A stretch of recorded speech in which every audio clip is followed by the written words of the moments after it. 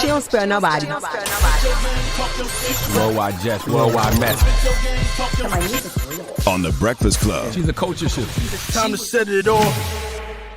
So, no backstory needed. We know that Kendrick, who's been the talk of the last 24 hours, came back at Drake after 2 diss records, Push-Ups and Like That. Oh, no, not Like That.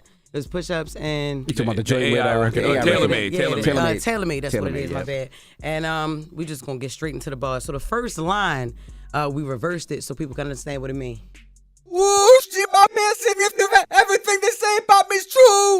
So that line is from Richard Pryor and The Wizard of Oz. So we remember that when the curtain had when he got pulled back, exposed. when he got exposed, he wasn't real. They, everything was like a facade or whatever. So he's calling Drake The Wizard of Oz. And then Kendrick said that he'd go YNW Melly on Drake and Cole. So YNW Melly was charged with double murder of his 2 friends. And also he mentioned, I thought the line was fire that he dropped with the Pusha T line. I thought that was pretty dope. I think all those bars were dope. I think the Y Melly line was dope. The Pusha P, Pusha T, and both the names of Terrence's. I think that was all dope. Absolutely.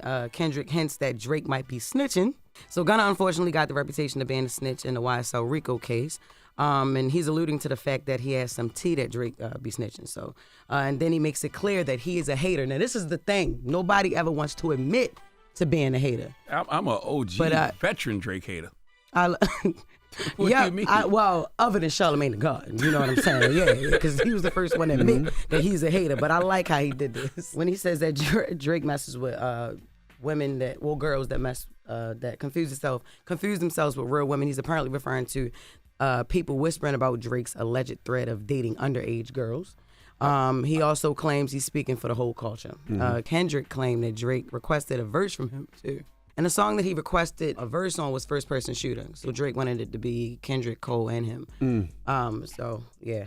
And then Kendrick I think when he said I hate the way you walk, I think that came from when DMX was up here. Absolutely. And DMX was saying that he hated everything about Drake. I hate the way he walks. I hate his haircut. I hate it. I think that was a playoff for that. I thought that was pretty dope too. Yeah.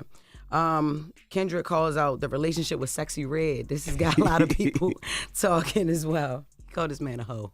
Jesus. I'm sorry. It's a lot in that too. I mean, I didn't, the sending a cease and desist for like that. That he repurposed some Pusha T lines right there though. The whole sign to it, that sign to a nigga. Yeah.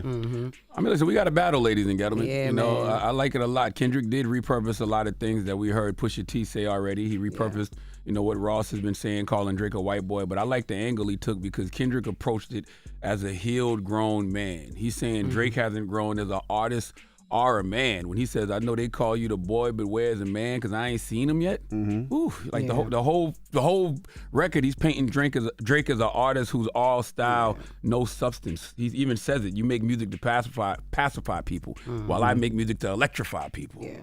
What I like was he was speaking on people writing for Drake.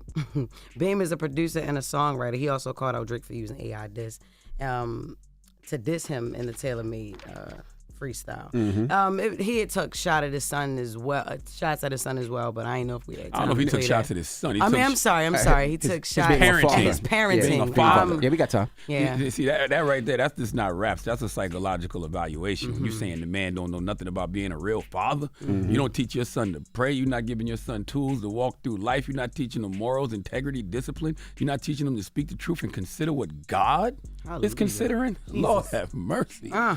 Jesus Christ. Yeah, no, I'm sorry, not shots at his son, shots at his parenting. I meant to say, yeah.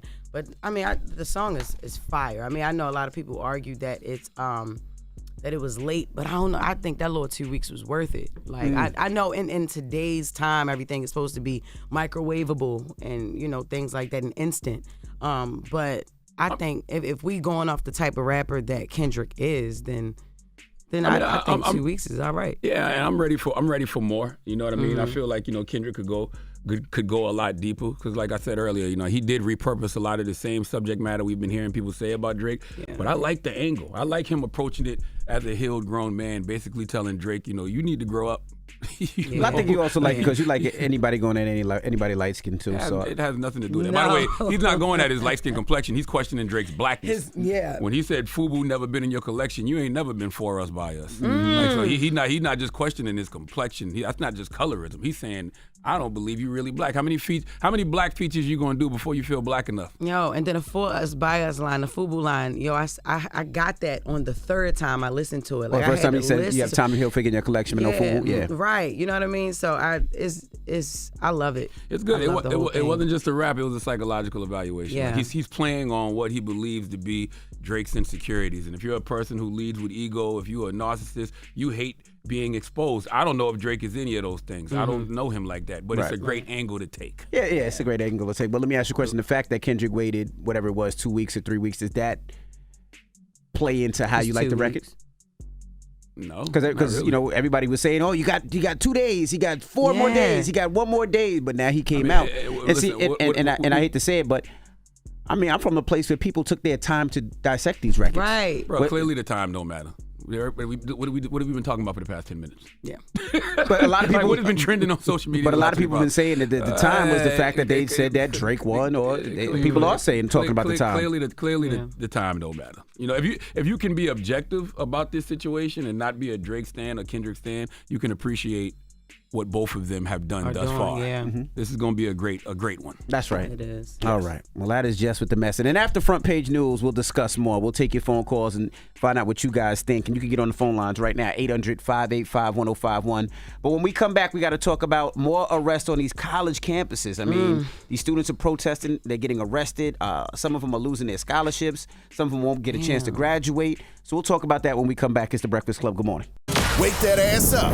In the morning. The Breakfast Club.